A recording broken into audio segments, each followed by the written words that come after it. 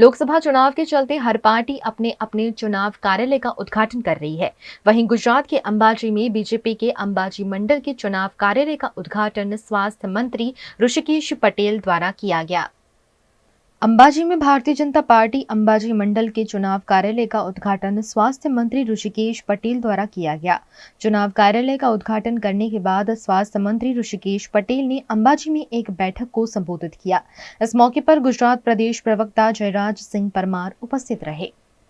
આજે દાંતા મુકામે ભારતીય जनता पार्टी में કેટલાય ગામોના લગભગ 20 થી 25 ગામોના યુવાનો અને જે મજબૂત આગેવાનો કહેવાય આદિવાસી સમાજના એવા લોકો પણ હવે વિકાસને સમજ્યા છે અને આગામી સમયમાં ફરીથી એક વખત ત્રીજી વખત વડાપ્રધાન મોદી સાહેબ પ્રધાનમંત્રી બનવા જઈ રહ્યા છે ત્યારે આ વિકાસની રાહમાં અને સાથે જે લોકો શક્તિઓનો હાસ કરવાનું જેમને બીડું ઝડપ્યું છે એવા લોકોને જવાબ આપવા માટે આજે શક્તિધામ અંબાજીમાં આજે ખૂબ મોટો કાર્યક્રમ સમાજના બધા લોકો આજે અહીંયા જોડાયા અને ખૂબ મોટી સંખ્યામાં નિર્ધાર વ્યક્ત કર્યો કે આવતી સમયે દાંતા એનો ભૂતકાળ ભૂલી અને ભવ્યતા તરફ આગળ વધશે।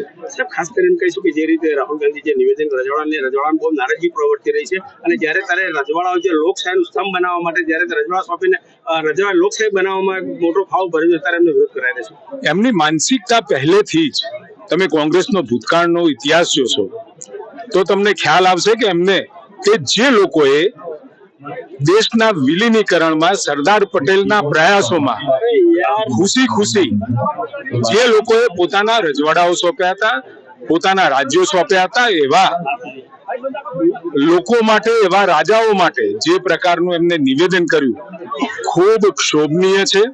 આ એમની માનસિકતા બતાવે છે।